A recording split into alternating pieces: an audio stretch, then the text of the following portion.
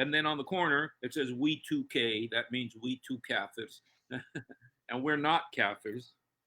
We're believers in the Lord Jesus Christ, but that's what we're called. So anyway, Adam, yesterday I did a thing about Zaynab, the wife of Muhammad, and the fact that Muhammad went to their tent, to Zayd's tent. He saw her naked or partially naked or wearing a dress with flowers on it.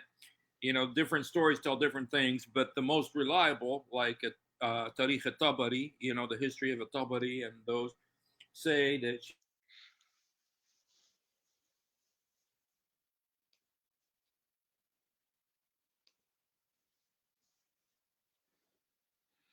Hi, Steve. Is it me who can't hear you, or something happened? different stories tell different things. Okay, I think Steve, you got stuck. Hi, Steve. Is it me who can't hear you, or okay, that's you. Okay, so Steve got stuck, unfortunately. Um, yes. So while he tries to rejoin, yeah, this is actually in Quran that um, it is Quran chapter number 33, verse number 36 to 37. Um, and it is says that, oh my goodness, what can we do about that? This is disturbing. When Zaid doesn't have the need for her, that's how it describes it. Uh, so yeah, let me go forward and read the verse of Quran while Steve rejoins. I think he joined Right. again.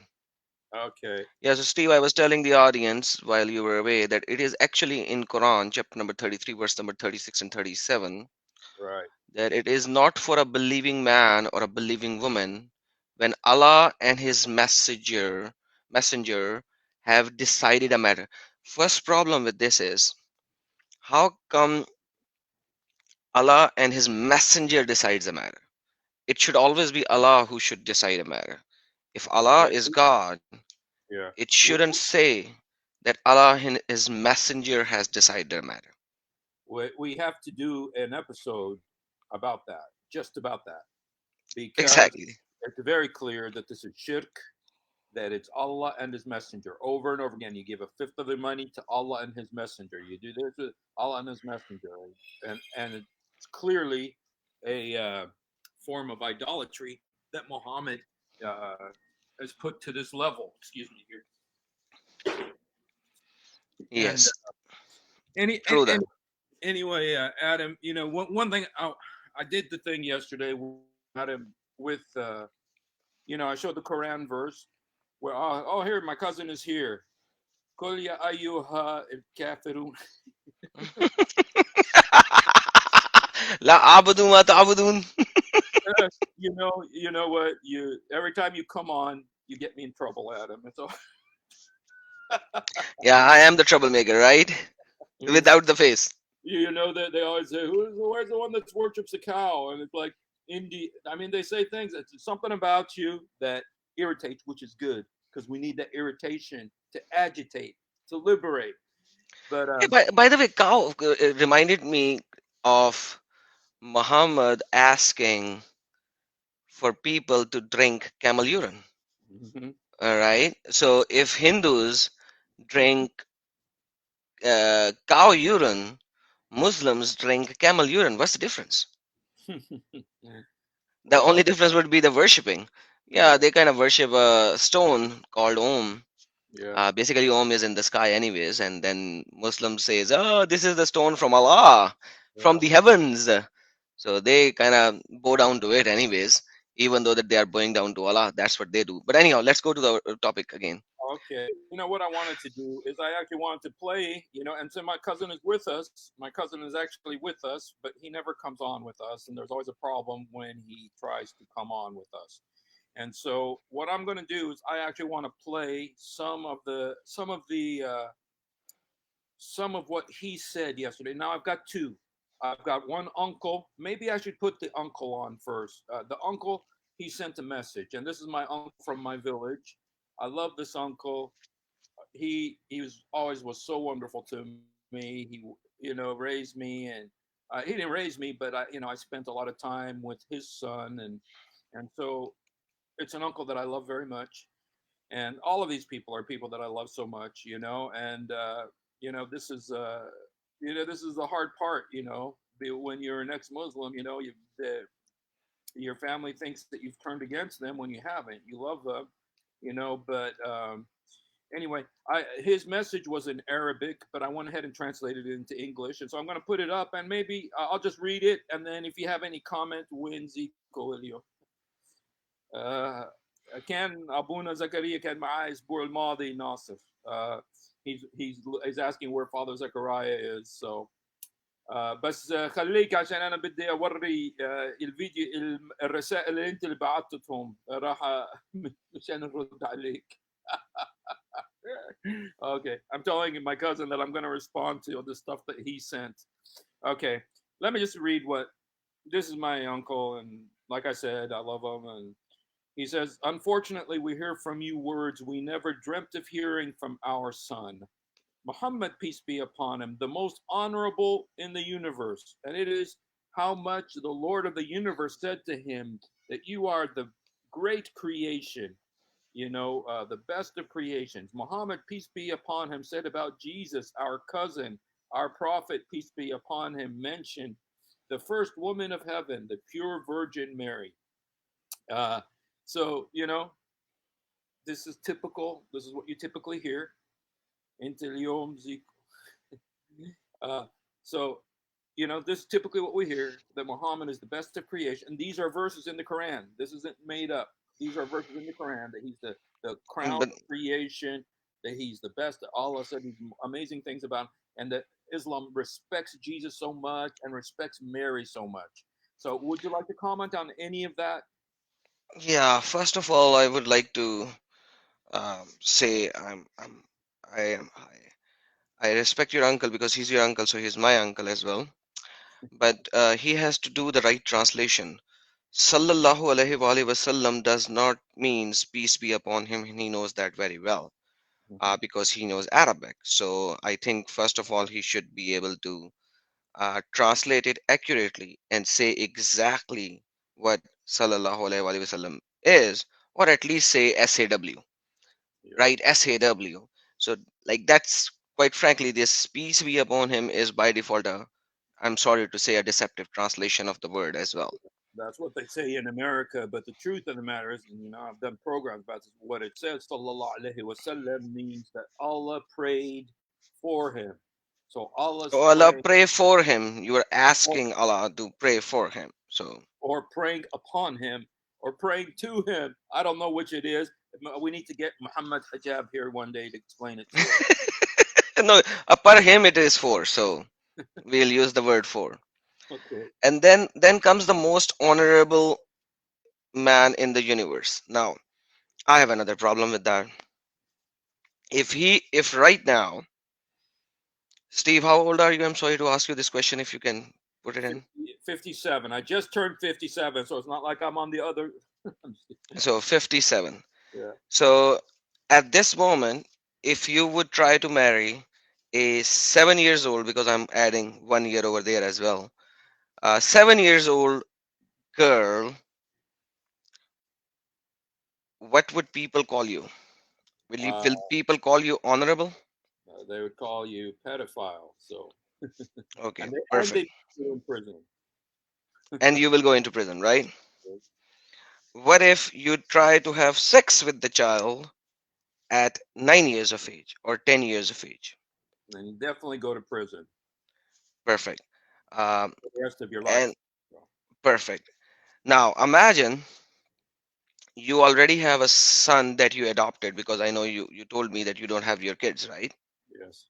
So assuming that you adopt a son, uh, and then you marry your son to a woman that And that woman didn't even want you to marry your son because your son was an adopted son.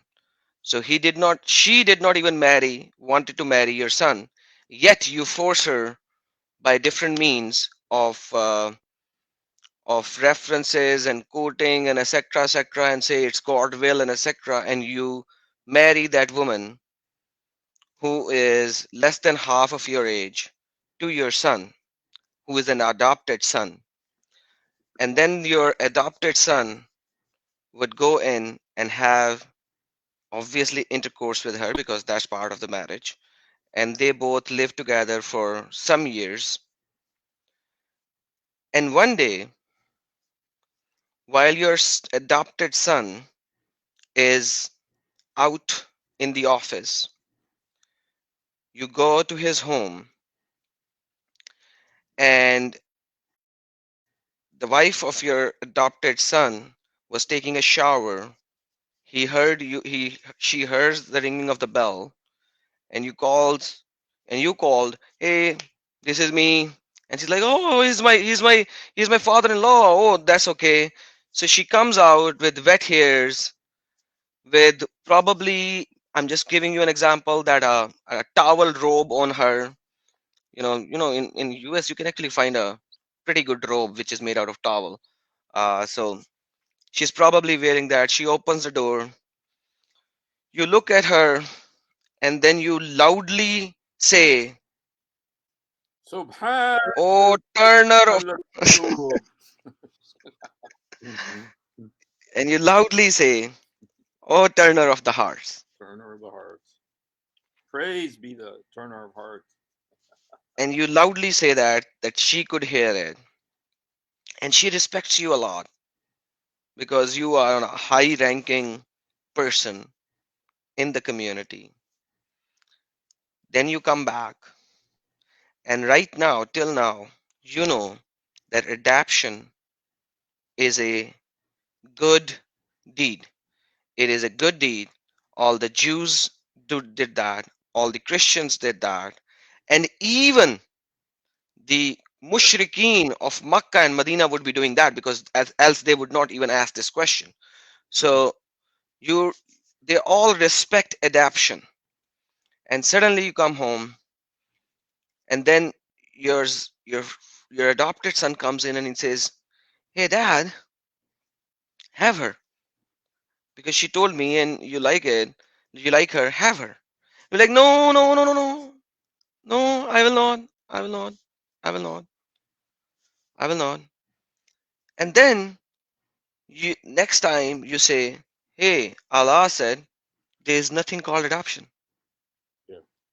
There's nothing called adoption." Now imagine, Steve. Now, up till here, we are exactly what the tafasirs and asbabul nazuls are saying about this. Now I'm gonna add something else into it. This is because this is your story already. This is not Muhammad's story. So it is your story, so I can add further stuff in it.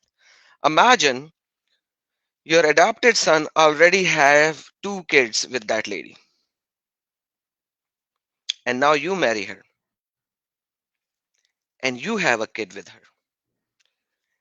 Now, first of all, the problem here is that your adopted son would call her a mother whom he slept with, whom he saw naked on the bed, not just one, multiple times. Not just once, multiple times. And now Sharan, by the Shara, she is the one whom you have to respect, and she becomes your mother. So you actually had sex with your mother.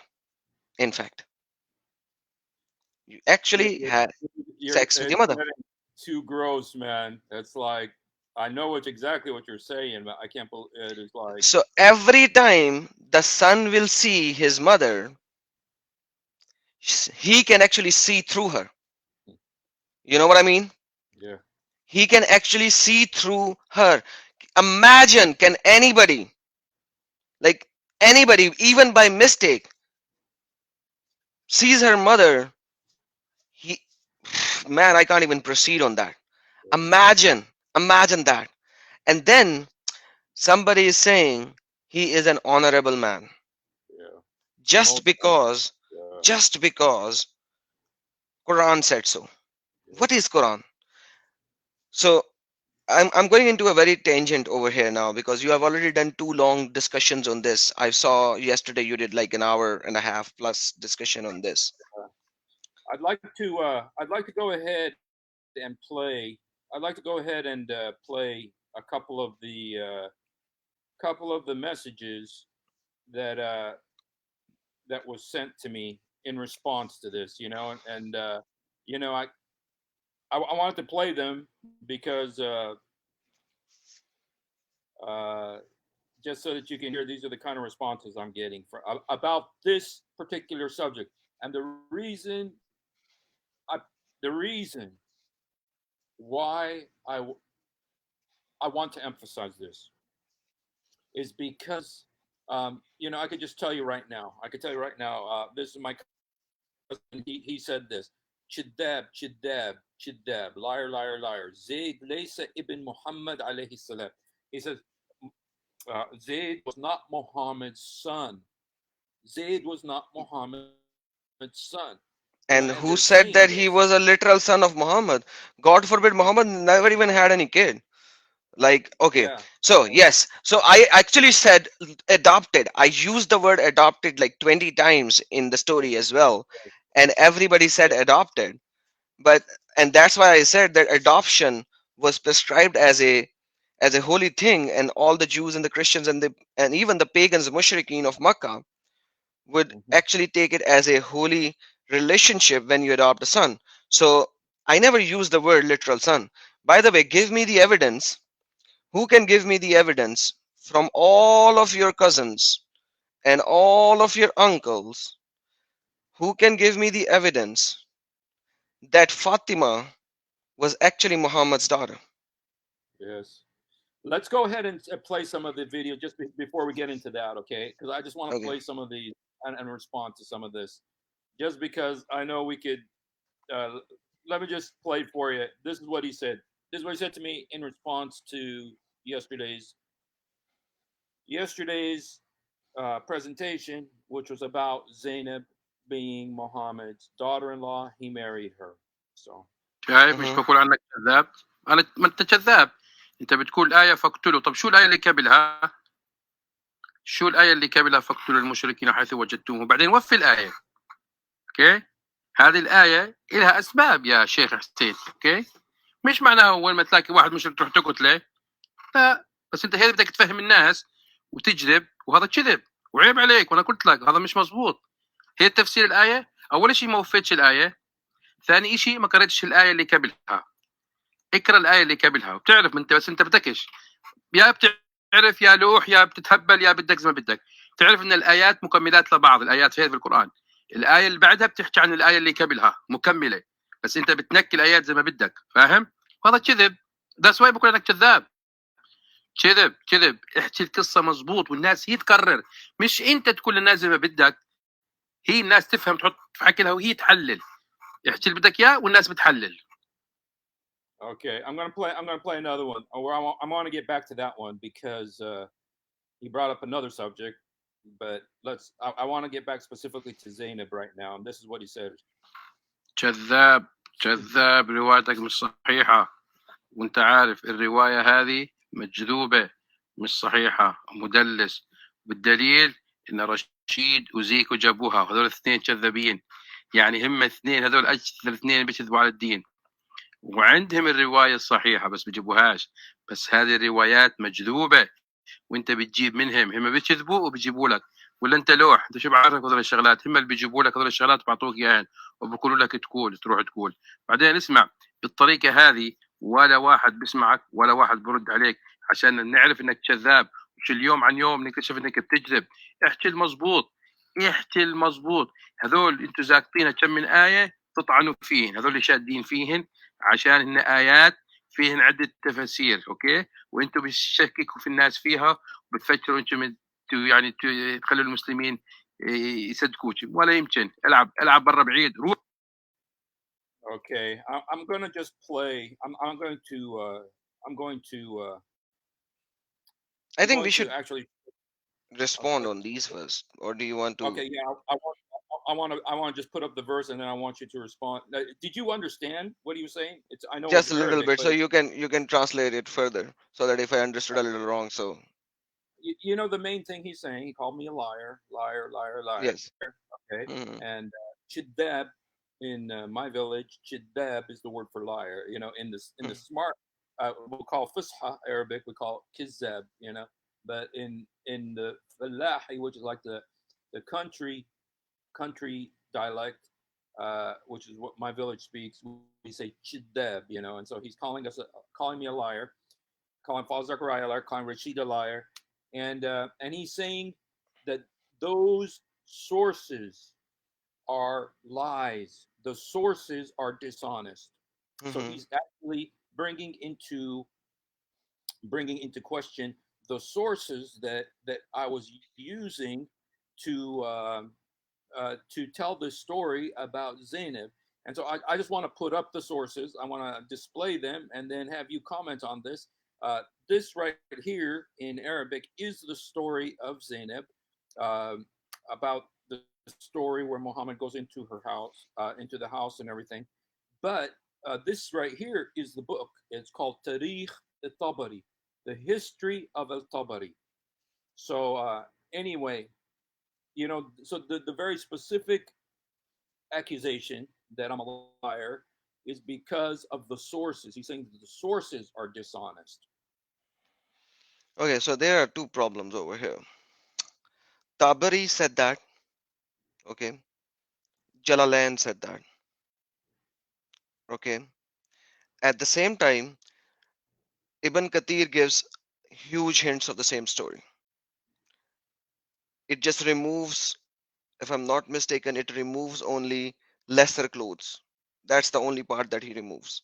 The rest of the part is actually there. I think if I read it in Arabic, maybe I'll find lesser clothes in Ibn Kathir as well. But so this guy, Tabari, I, is around.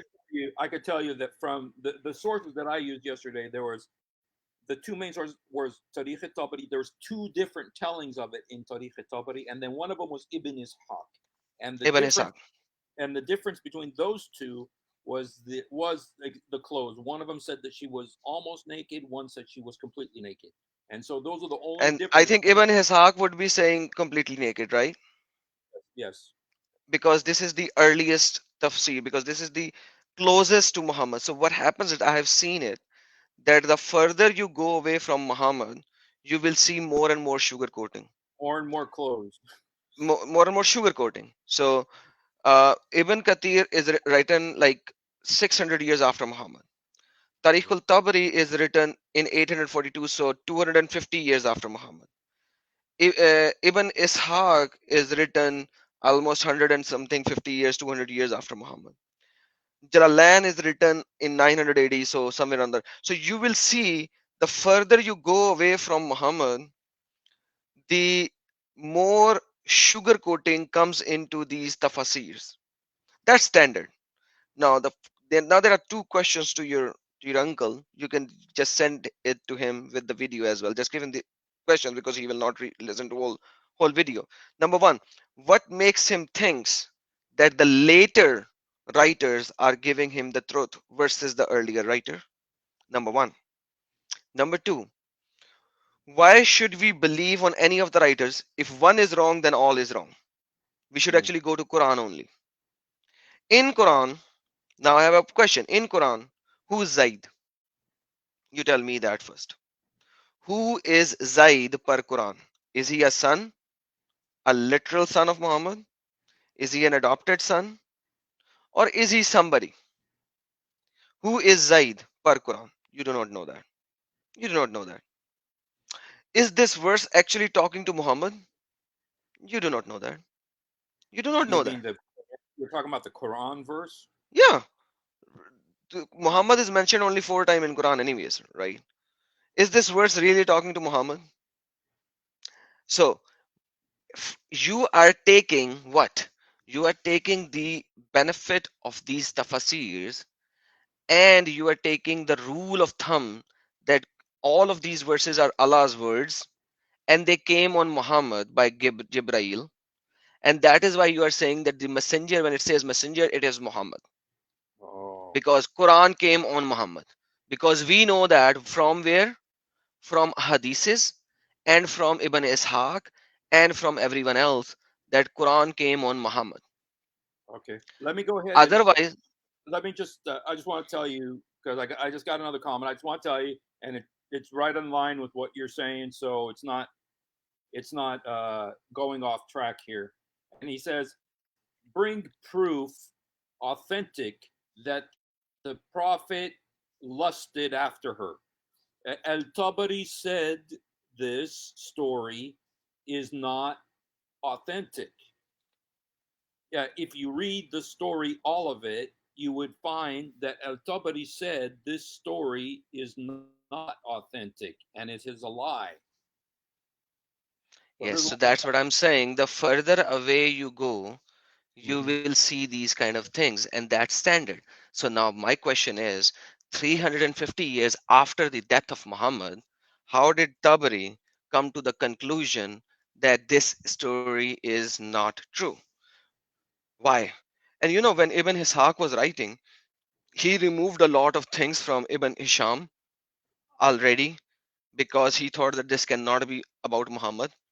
So the Mhm. further you go away, the more the stories becomes sugar coated. And that's what I'm saying, that if you want to be Quran only, and Quran by himself claims at 6 or 8 locations that it is a Mubin book, Yeah. then from this Mubin book, show me who Zayd is and who did Allah is talking to. Why can't Allah use Muhammad, the name of Muhammad, every time?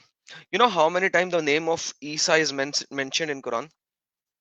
About 25 or something. 25 times. You know how many times indirectly Isa has been mentioned? 96 times. Do you know how many times Moses is mentioned by names? About 100. Over 100 times. How many times Muhammad has been mentioned in Quran? 4. Thank you. In Quran completely describes, excuse me, completely describes who's the mother of Jesus. Quran describes who's the mother, who's the father of Maryam. Quran describes everything, a lot of things, not everything, about Jesus. There's a surah called Surah Al Imran, and then there's a surah called Surah Maryam. Yeah. Now, who's the mother of Muhammad per Quran? It's not in the Who's Quran. the father of Muhammad per Quran? Again, Where did Muhammad born per Quran? At what age did Muhammad start to receive the first revelation? Ikra bismi rabbika allazi. Who? How do you know that this is the first revelation of Quran? How do you know that it came on Ghare Hira? mm, How do you know anything? What is the furthest mosque and what is the nearest mosque? Because Quran doesn't uh-huh. even talk about Makkah. Yes. How do I you got. know anything at all? How do you know the Miraj, the Waqia of Miraj, the Qissa of Miraj actually happened? I Because think Quran only has one verse where it says that we have taken you from the nearest mosque to the furthest mosque. That's it. It doesn't say Muhammad the went all the way to the seventh heaven, spoke with Allah, and he crossed different heavens. Nothing like that is in Quran. So where is the furthest mosque? Where is the nearest mosque? How far, what is the difference between them? Who can say that this is Jerusalem and this is Makkah? okay. Everything is Before you outside the go on, sources. before you go on, Adam, before you go on, I want to say this because I know it's going to cause a fire, and then it'll give me another video subject because I do want to speak about this, and that is that uh, we do know where Masjid al Aqsa is. Masjid al Aqsa, that is in the Quran, where it says, Subhan alladhi akhad abdahu min al haram ila al Masjid al Aqsa.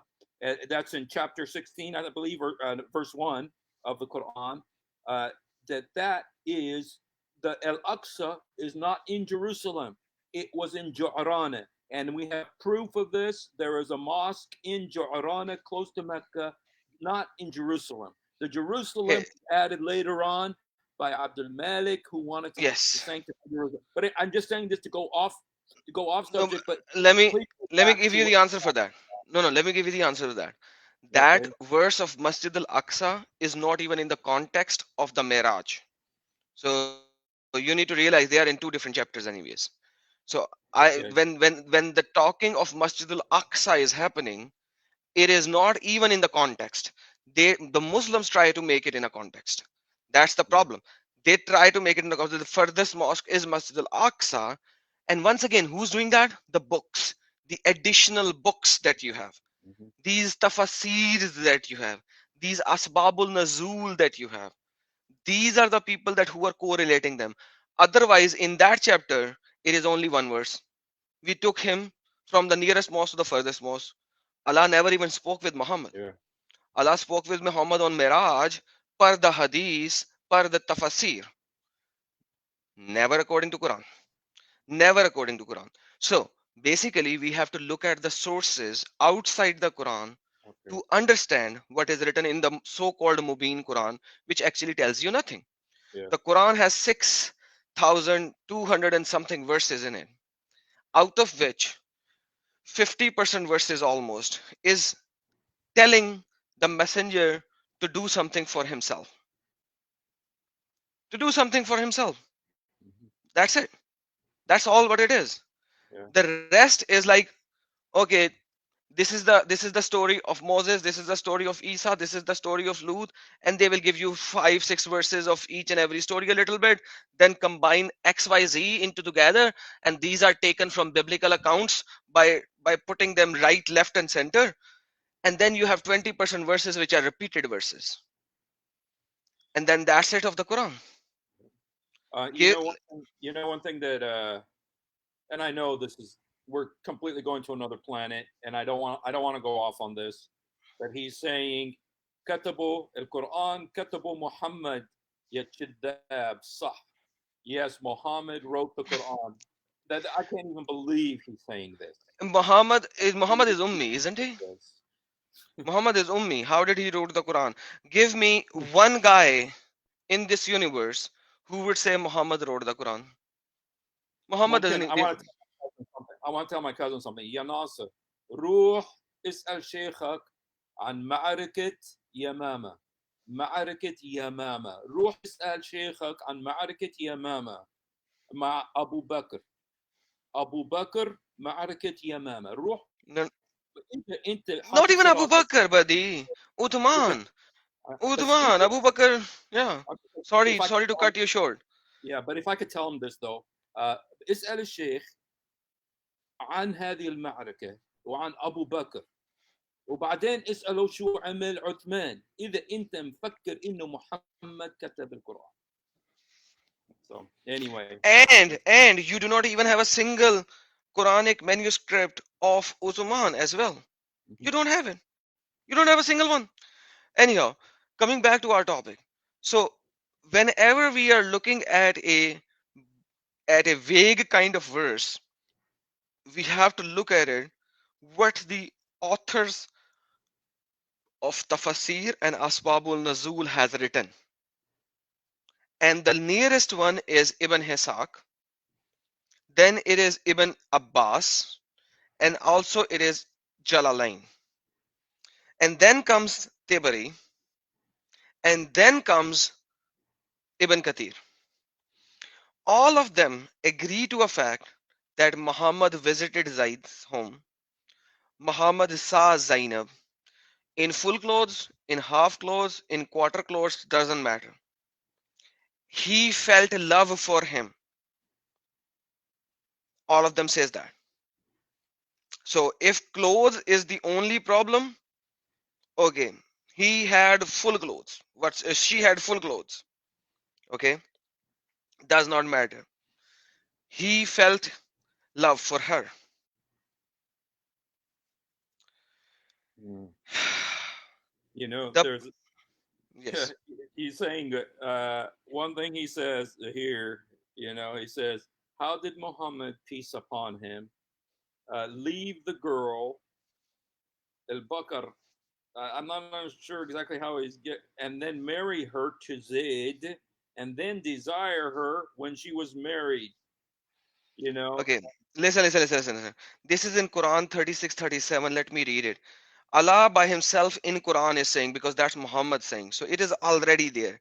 That it says, and when you said to the one on whom Allah bestowed favor, which is Zayd, and bestowed favor, keep your wife and fear Allah, while you concealed within yourself that which Allah is to disclose.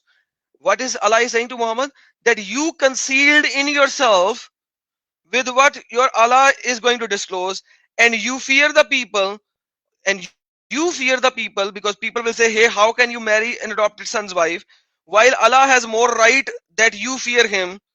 So dude, the Quran verse is already giving you clear picture in this sense that Muhammad felt for her, and it's saying, while you, O Muhammad, concealed within yourself that which Allah is to disclose. Come on, guys. Seriously, like, come on. Don't at least accept what is written in Quran.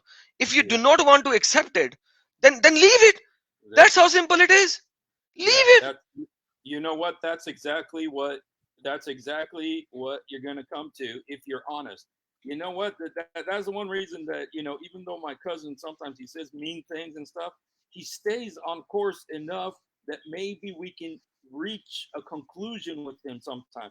I want to put this verse up here because he's the one that opened this. He brought this upon himself, by opening this subject. And so I want to put this verse up that you just said because this verse, it's amazing to me that the Quran has these things, and it says, "يقول الذين الله أنعم عليه وأنعمت عليه امسك عليك زوجتك." Okay, so this is saying now, Muhammad, you said to your son, the one that was graced upon, keep your wife to yourself. Uh, what? Okay, I, before you go further, sorry, before you go further, why would Muhammad say keep your wife to yourself? That's my first question. well, you see, Obviously, he asked. obviously something happened and Zaid came to Muhammad and Zaid said to him something. And You, what would Zaid say that Muhammad has to say, no, keep your wife to yourself? I'll Zaid would divorce say, for you. yeah, Zaid would say, I would divorce for you. Dude, Yeah. this is like, it is not even difficult to say, like, you can't even say read between the lines because the lines are so clear. So Yeah. you are not even reading between the lines. Zaid is saying, take my wife. Yes. Okay. Obviously, that is why Quran is saying, when Zaid said, come on, Yani, come on. And it's like, what's amazing is that even if we're coming into a place that that happens so many times in Islam, and this is where Muhammad is almost it looks and my cousin said this yesterday. It looks like Muhammad is doing the right thing. He's saying, no, keep your wife, and which is the right thing to do. No, keep your wife, stay married to your wife. That's the right thing to do. But here a verse comes down to tell him not to do that. It tells him not to do that. It says, and you hid in yourself. وتخفي في نفسك ما الله مبدد. يعني what it means is that you hid in your heart what Allah was about to reveal because you were afraid of people. And you got to ask, what was he afraid of the people? Because it says here, because you're afraid of the people, تخشى الناس, and you should fear Allah more. What was he afraid of? He was afraid the people are going to say, look, this pervert prophet is marrying his daughter in law. And even among the Qurayshi pagans, that was considered, or the Medina pagans, it was considered disgusting. Even among those pagans, it was considered disgusting. But Muhammad, and Muhammad was about not to do it. He says, no, keep your wife. But then Allah comes to him and tells him, no, you do what is in your heart to do. And don't fear people, fear God instead. And so it just shows you the twisted circular reasoning that's going on here. And it makes Allah look bad. It makes Allah look worse. And this is what happened when the guys came to Muhammad, the soldiers. The soldiers said to Muhammad, they said, when they were out in the battlefield, they said, "Hey, we're horny. We want to have sex, and but can we have sex with these? We don't want to have sex with these married women." And then Muhammad said, "Yeah, you're right. That's a good thing. But then let me talk to Allah." So he went and talked to Allah. What did Allah say? He said, "No, go ahead and have sex with them." And so, Allah's the one that looks bad. He looks worse than Muhammad. And that's exactly what's happening with this verse right here.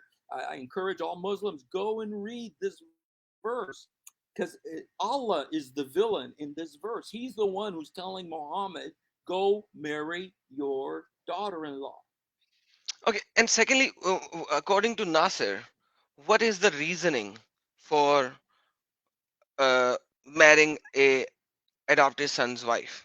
Like, what is the reasoning except for what Allah is saying that hey, so that the other people would not have any discomfort in doing that? Like, quite frankly, no one would do that. Like, everyone has more morals than Muhammad Yes. not to do such a stupid thing. I'm sorry to say. And more Uh, morals than his God, because his God is the one who's telling him to do that. So, is there if there is any Allah? So that's a separate thing.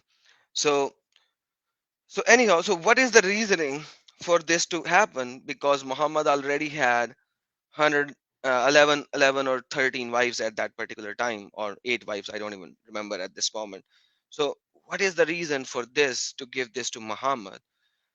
Like, there are so many things in which Allah just said do it or don't do it. Muhammad didn't have to exactly perform those activities by himself, right? So Quran doesn't tell you any of the nicer moralities.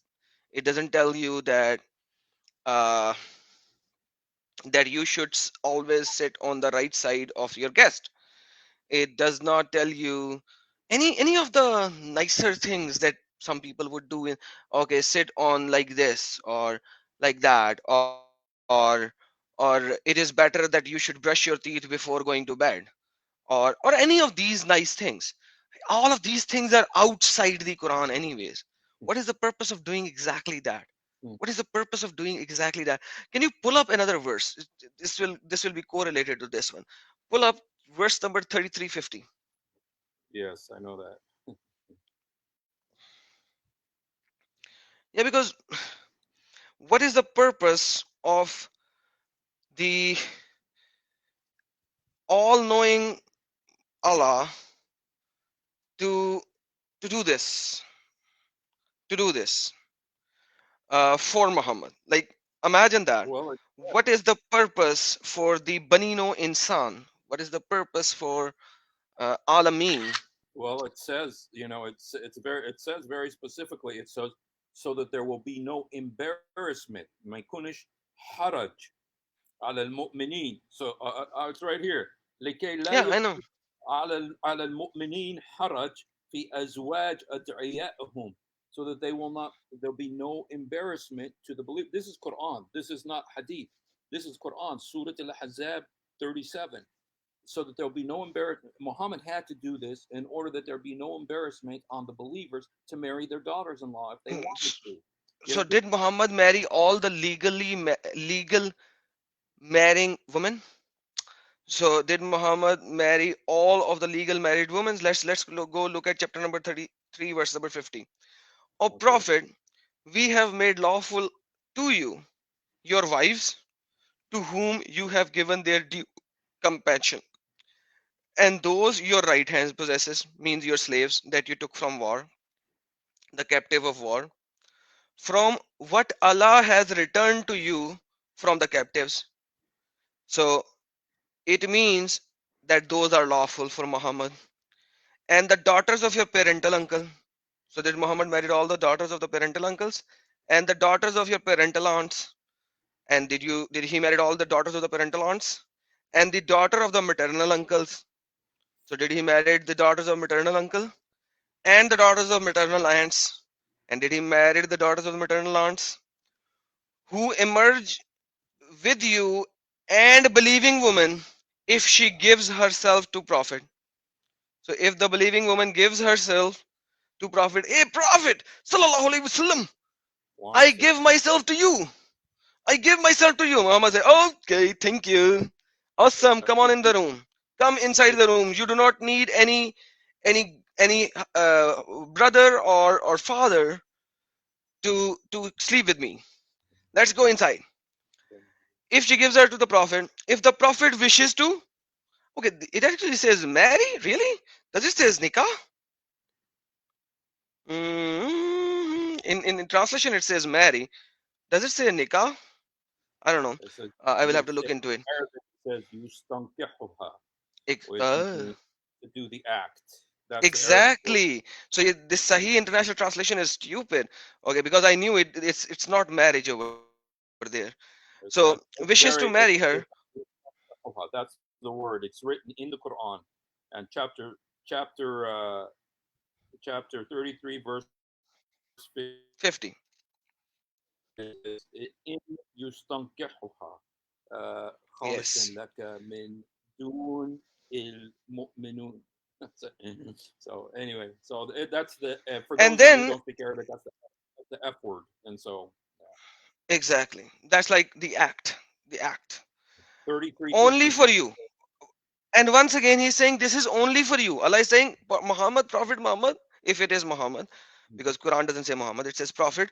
This is only for you. Only for you. What is the purpose in giving so much sex to Muhammad? What is the purpose of a prophet doing so much sex? Okay. Well, that's Excluding the believers. yeah, Hmm? that may And be you the can reason. exclude the believer that you like. Yeah, And then and he says, okay. sorry, you are saying something. Sorry, I I'm was cutting trying to you. make a joke, but I'm just saying maybe that's why there's so much prayer for him right now. Whether every other word is sallallahu alaihi wasallam, people are saying Allah pray for him, and it says that Allah prays for him. It says the angels pray for him, and all the believers, the Muslims pray for him every day. All these over and over. He needs so much prayer, for mercy, possibly because of all these things that he was doing. And then it says, we certainly know what we have made obligatory upon them concerning their wives and their right hand possesses, in order that they will be upon you and no discomfort, and Allah is all forgiving and all fearing, etc. etc. etc. So when we say that Muhammad had sex with these slaves, you say, oh, that's wrong, that's wrong, that's no, that's a lie, that's a lie. But Quran is saying that. Okay, Muhammad had sex with believing women. Quran is saying that. uh, here my cousin is saying Allah wanted him to marry Zainab, you idiot. Kuffar. That's what my cousin is saying. Allah wanted him to Why? marry Zainab, you idiot. But I just want to tell him, يا ناصر, تعرف محمد قال خذ نص دينك من عائشة، خذ نص دينك من الحميراء يعني عائشة. هيك محمد قال في الحديث. و عائشة لما محمد قال إنه الله بده إياه يتجوز زينب، هي قالت، عائشة قالت أرى إن إلهك يصارع لهواك. You know, uh, Aisha knew also, she was there when Muhammad went through the seizure and got the verse about marrying Zainab. And Aisha said to Muhammad, says, I see that your God hastens to fulfill your lusts. That's what she said to Muhammad about it. So انت بتقول لي الله يريد Allah wanted Muhammad to marry Zainab. Well, Aisha didn't. Why? Dude, why? Why? So that there Why? Why? Why? Why, all, relate. why only the commands of related to sex has to be shown by Muhammad? Mm-hmm. And why this verse of marrying? So all of the other verses in the Quran which talks about marriage and divorce and everything, none of them says that you can marry your adopted son's wives as well, and adoption is nullified. None of them says that. Suddenly, when this happens, suddenly only when this particular incident happens, this verse comes down, and suddenly the adoption is nullified. So if this adoption was nullified long ago, perfectly fine, We had no objection. Okay, it was nullified 10 years ago. Then 5 years ago, Muhammad married that woman to Zayd. And then 2 years later, 3 years later, Muhammad married her. Okay, still it would have made any sense. Now you are telling me that adoption was there. Muhammad already adopted Zaid. Muhammad said, he is my son. He's the adopted son. And suddenly, when the time comes and this incident happens, which you guys say that it is a wrong incident, but it happened, everybody wrote it. Suddenly, adoption gets nullified. So you don't see any problem with that? None of you guys see any problem with that? And he said You see, something else. yeah. Let me just. I just want to say what you just said. I just want to summarize because it's a very important point. This is this is the bigger problem with this whole story of Muhammad and Zainab. This is the bigger problem. We got the problem about men being able to marry their daughter-in-laws, but there's a bigger problem, and that is that there was adoption before. Adoption was permitted among the Arabs, among the pagans, among the Jahiliyyah, among the kuffar. All those people allowed adoption. So when there was a kid who needed a family, that was permitted to adopt that child. But because Muhammad wanted to marry Zainab, he eliminated adoption. He eliminated adoption. And think of all the millions of kids who could have families who cannot have families now because Muhammad eliminated adoption. And the reason Muhammad eliminated adoption is because of this story. This is the bigger problem with this story. And we had one of our commenters who pointed this out, Bahzat. He pointed this out. Because of this story, there is no adoption in Islam because Muhammad wanted to marry his daughter-in-law. So that's the bigger problem socially and in the current world because of this story. So Now imagine Muhammad by himself raised up as an orphan. He should know better the importance of adoption. But his lust came over him and he nullified the adoption and removed this sacred relationship just for the lust of that woman. because he wanted Zainab, he eliminated. And then there's a verse in the Quran says that Muhammad's not the father of anybody. Why did they that? Because that means he's not marrying his daughter-in-law, which you know, you know, No, you know, the verse actually says, I told you already earlier in this session, show me from Quran that Muhammad, that Fatima is Muhammad's daughter. okay. Oh, Because Quran actually says that Muhammad is the father of no one. So oh, Khatija already had a husband before Muhammad. Can somebody prove me from Quran that Fatima is not from the previous husband of Khatija?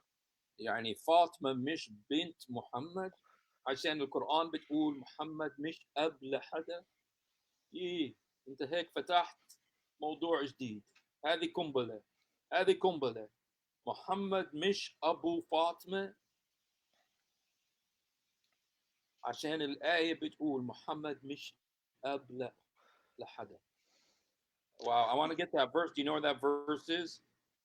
Yeah, Muhammad's I'll not give the it to father. you. I'll give it to you later. So that is the problem, that if you are Quran only, you cannot know anything whatsoever. And if you want to go to later sources, then the later sources had these stories transmitted by the word of mouth 20 generations later, 15 generations later, 12 generations later. What makes them correct? What makes them correct versus the person who's writing that story as listening from Sohaba or Tabe'in or Taba Tabe'in? So when we say Taba Tabe'in, that is already three generation. So Sohabi is the one who actually saw Muhammad. Then Tabi is the one who actually saw Sohabi. And Taba Tabe'in is the one who saw and met tabi'ins. So it is already third generation after Muhammad.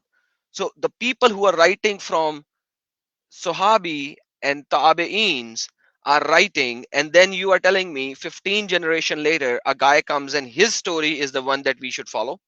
Why?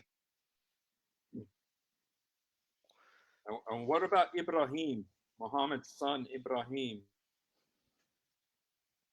Dude, that's another problem.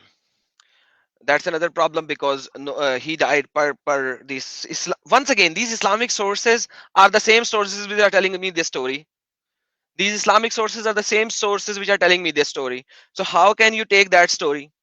And anyhow, that guy already died. Sorry, Ibrahim already died, so I'm not even going to talk about Ibrahim. So when Quran dude, you are opening another topic. And by the way, you know that woman who gave birth to Ibrahim, by the way. You mean Maria the Copts? Thank you so much. Yeah, And I mean that. who was she? I believe that Ibrahim was her cousin's son, not Muhammad's son. But anyway, Once again, that's another. once again, in the Shia sources, there are two sons which are described in the Shia sources. So once again, these are sources away from Quran. They are not inside Quran. And Maria the Copt was already a slave of somebody else, and he gave it to Muhammad as a gift. What makes you think that? Okay, I'm not even saying that right now. So my friends, the whole problem with Quran is that it does not describes anything, and you have to go to extra sources outside Quran. And when you go to these sources outside Quran, this is the story that we see. If it is a lie, the first guy who wrote it shouldn't have written it. And the first guy should have said that this story is running around here and it's a lie. It's a lie story. It did not. 400 years later, somebody said it's a lie. How can you believe that?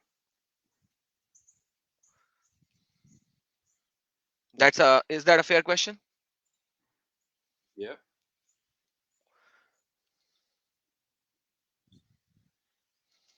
you know the.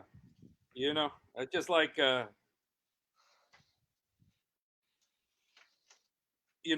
main thing that I was trying to get to today. The main thing I wanted to show is, I want to play these things that my cousin said because I wanted to show that no matter what we show from whatever source, they're going to say that we're lying. And let me just play one last tape from my cousin here. بعدين يا حسين لو ان الرسول عليه السلام زي ما تقول بحبها واعجبته وبده اياها، ليش كله 3 مرات امسك عليك زوجتك واتق الله؟ يعني اتق الله لا تطلقهاش. يعني لو انه بحبها وبده اياها ما هذه فرصه كان يجي عليه وبقول له انا مش حابب مرتي وبدي اطلقها، فالرسول بيقول له اوكي that's good، يعني هذا that's a good chance. يقول طلقها، بس ما كان ليش يطلقها، بس صارت له كذب وافتراء. القصه اللي في الطبري انت قريتها، بس هذا افتراء، وهو بقول هذه القصه اجتنا وهاي هيد بس هم لا يؤمنوا بها، هم بيجيبوها مشان يقولوا ان في ناس بتقول هذه القصه وقصه كذابه. والرسول عليه السلام اللي بده يتجوزها كان يتجوزها، كانت في مكه وهاجرت معاه. اوكي، ما فيش حدا بيمنعها يعني لو بده يتجوزها، بس هي القصه من شان ما يصيرش تبني انه مش ابنه. وزيد عمره ما بكى ابنه، زيد مش ابنه، وهذا المضبوط. There's Okay, I 15. lost him midway through. There's like 15 things there. Zayd's not his son, and it's like, and then it's like, and he wanted to forbid the adoption. As if that's a good thing. As if that's a good thing to forbid adoption. All these kids. I already answered that, by the way. I know, but I just was saying what he was saying. I was Oh, yes. saying, so, but you know the main thing he's saying that Tabari is presenting saying that this is what people were saying, but he's not saying that this really happened. He's saying this is what they were saying that this is what people were saying.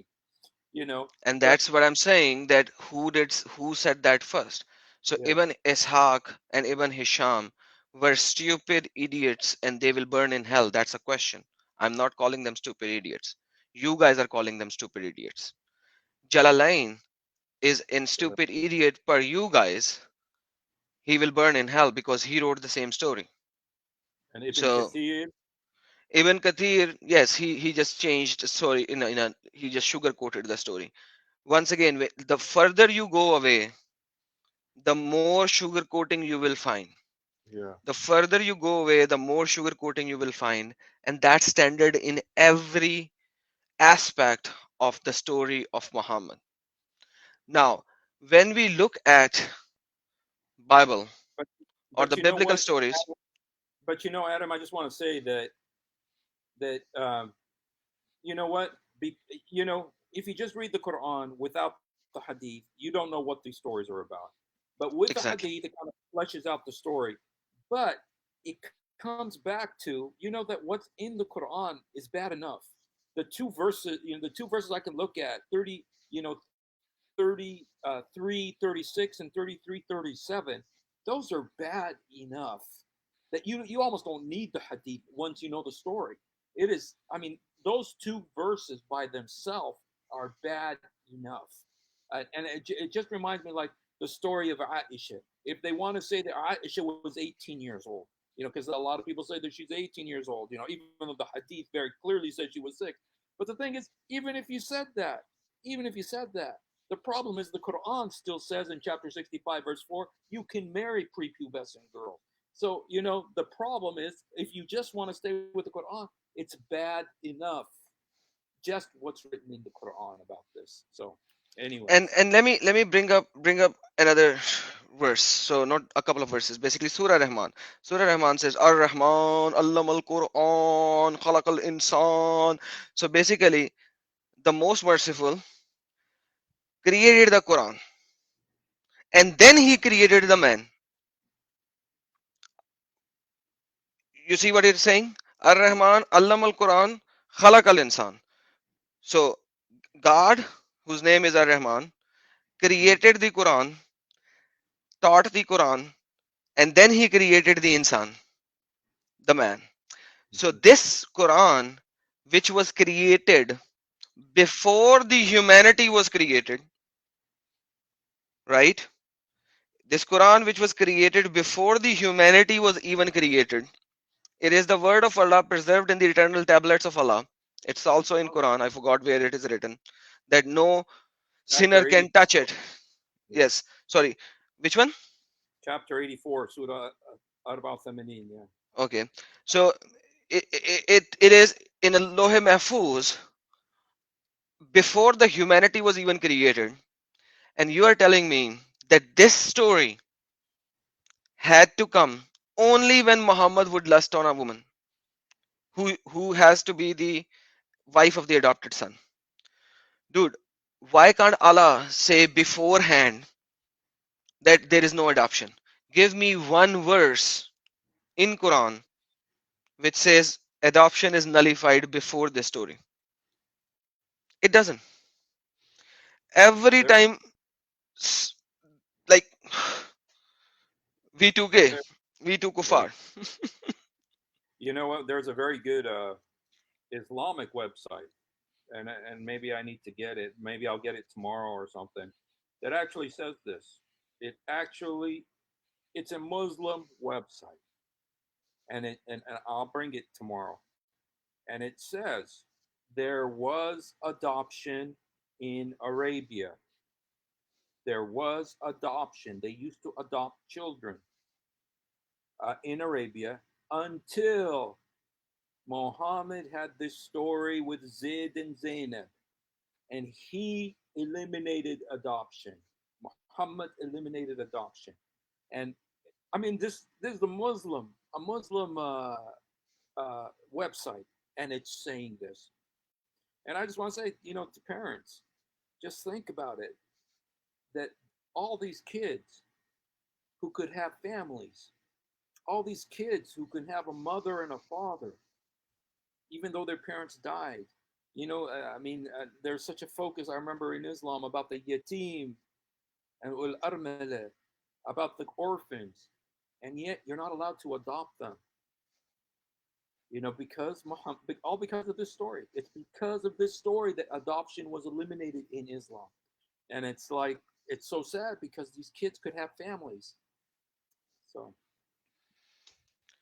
Yes, buddy. Unfortunately, that's what it is, and yeah, I am sorry to these Muslims, but you guys have two options: either accept what's written or reject the whole thing, yes, because what's written is this bad. yes, And and he, they even acknowledge it's because of this story with Zainab and Zayd that adoption was. I mean, I'm so amazed that they said this. I'm so amazed that they said this uh, about Zainab and Muhammad, that they said that the adoption was eliminated because of the story. And all you got to do is look at the story. Just look at it clearly. I know that Muhammad is so holy in the Muslim mind, but just think about it. yeah, why Think, don't they give me a true story? What was the true story? That Zad suddenly came to Muhammad out of nowhere while Muhammad was sitting and eating food, and he said, "Take my wife," because that's the verse of Quran. And Muhammad said, "No, no, no, no, keep it." Like, come on, give yeah. me, give me the true story. Mhm. So the most sugar-coated story goes like this. Let me tell you what the most sugar-coated story is. The most sugar-coated story is that Muhammad did went to her home. Muhammad did not lust it. There is no oh turner of hearts in that story, Oh, right? There's no turner of hearts in that story. Muhammad did not lust it on her. And what happened? Zad said, because you looked at my wife, you probably would like to marry her. And Muhammad said, no, no, no, no, I don't want to marry her. And then Allah sent this verse. Even in the most sugar coated story, there is a problem. yeah. Even in the most sugar coated story, there is a problem. Yeah, because it's the problem is the Quranic verse. The Quran verse says you hid it inside yourself. So you were lusting. It's saying you were lusting, and you hid it inside of yourself. And it's like that's why I said that the two Quran verses are bad enough. It's almost like you don't need the hadith. It's bad enough just what's written in the Quran. Oh my goodness, that is so Yeah, disturbing. and it also reminds me of what Jesus said, because Jesus said that if you look at a woman, With if a you lustful eye. look at a woman with lust, you have already committed adultery in your heart. And I heard a guy speak about this the other day on the radio, and it was really good. Jesus didn't say that if you look at a woman, you can commit adultery with her, and if you look at her the wrong way. No, he says you already have. You already have committed adultery in your heart. you know and if you look, because the adultery is in the heart, it's already in your heart, and that's the problem. That's what you're going to be judged for. But here Muhammad was like doing exactly that. And there's even one hadith where it says that he went to the tent of Zayd, and it says that Allah made the wind to blow the tent open so that Muhammad can look at her. And then there was another. I showed it yesterday. I believe it's in Sam'ani. Sam'ani. He's one of Tafsir, Mufassir. And you know what he says? He says that Allah put the qalb Muhammad. He turned the heart of Muhammad to lust for Zainab, and he put it in the heart of Zayd to divorce Zainab. He says Allah put it in the heart of Muhammad to lust for Zainab, and put it in the heart of Zayd to divorce Zainab. Oh, do I got low volume again? No, no, Ah, you're pretty good. No, no, I can hear you perfectly. At the Ron same, just can't hear me, so no, I seems to hear you, but I don't know, maybe the other side cannot. But like at the same time, if we look, like I said, if we look at the most cleanest story, it goes like this. This is Tafsir Ibn Abbas. It says, When thou saidst unto him on whom Allah hath conferred favor through Islam, i.e., Zayd, and thou hast conferred favor on him by inapticating him, keep thy wife to yourself, and do not divorce her, and fear Allah, and, and do not let her go. And thou thys hide in your mind, what in your mind? Her love and the desire to marry her. Mm. Right? This is the nicer story, right? That which Allah has bring light to in Quran, and thou thys fear mankind, and you feel ashamed of the people because they of this, whereas Allah has a better right that thou shouldn't fear him, whereas you should be ashamed of Allah. So when Zaid has performed the necessary formalities of divorcing her, when she has finished her waiting period after her divorce from Zaid, we gave her unto marriage to you. After you may be no sin for believers about wives of their adopted sons, when the later have performed the necessary formality, when they have finished their waiting period, after they have divorced or after the death of their husband. Marrying Zainab to Muhammad must be fulfilled, must take place. So even in the nicest story, it says her love and the desire to marry her. Muhammad's love and the desire to marry her. So this is the nicest story where none of those things are mentioned. But still, Quran verse by itself is so disturbing that no matter So how you make up the story, I this will wanted to come back to the same one. say this. This is a Tirmidhi. Now, if you know Hadith, you know a Tirmidhi. Yes. This is from the book at Tirmidhi, part 4, part 29. I mean, yeah, part 4, volume 29, page 183. And this is what it says.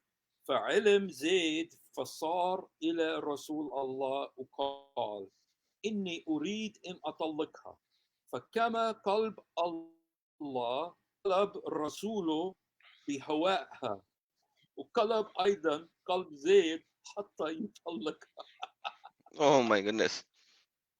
This what this is saying is that Zayd went to Muhammad. He knew something, so he had already talked to Zaynab. He knew, and so he went to the Prophet and said, "I want to divorce her." And then it says, then Allah did something, and it says here, Allah qalab rasuluhu. He turned the heart of his messenger to hawaha, to desire her, to lust for her. And then he turned the heart of Zayd to divorce her. يا عمي هذا الترمذي. هذا الترمذي. If you think this is يعني ضعيف, whatever you want to say, this is a Tirmidhi. This is very well respected source of hadith. It says حيث نوادر الأصول للترمذي. This is a respected source of hadith. And he's Yeah, saying, that you should ask Nasser to give you the source. I think you have you know, shown her enough sources. You should ask him to give you the yeah, source which is right source.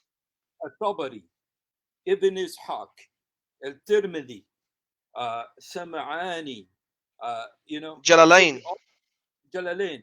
We've showed you all these sources. Ibn Kathir, and and and and Nasser comes back into Juhal. بتعرفوش عربي. You're ignorant. You don't know Arabic. You guys, this is in the books.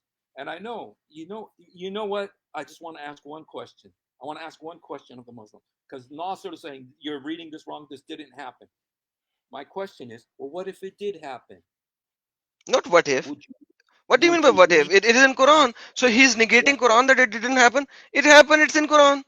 There is no what Okay. if. Yeah. But if it did happen, okay, and it's in the Quran, would you leave Islam? That's Would a you good question. leave Islam if it really happened? هل تترك الإسلام إذا صحيح صارت هذا القصة؟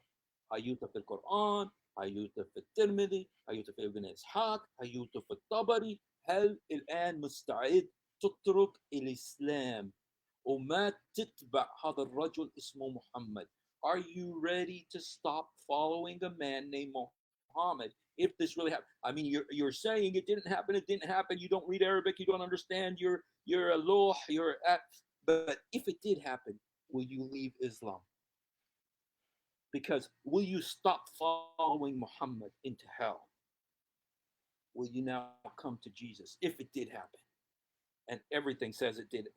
Tirmidhi, Ibn Ishaq, Jalalain, Ibn Kathir, Tabari, the Quran, all of them say this happened.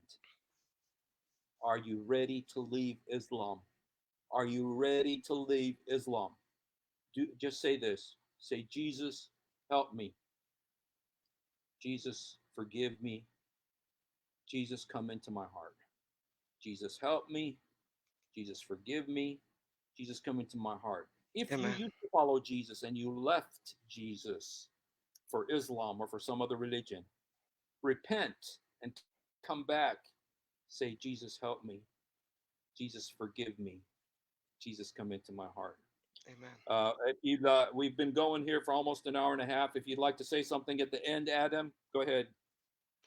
I just want to bring up a Bible verse, Matthew 5:32, and it says, uh, "But I tell you that anyone who divorces his wife, except for sexual immoralities, you make her the victim of adultery." You make her a victim of adultery. What is happening here? Zayd is divorcing her wife, not because she was adulterous, not because there was a problem with her, but Because because he Muhammad wants to give wants it to to get Muhammad. Zayd ويكون حق. made his wife adulteress according to the teaching of Jesus, according to the teaching of the book, which is actually the true book. So, my friends, please, please open your eyes. Do not keep on the deception. Do not live under the deception of Allah. That's not good. Makar Allah. Do not stay under that. Yeshua Akbar. He came for us and gave us a free gift. Accept that free gift. In the name of Jesus, I close. Amen.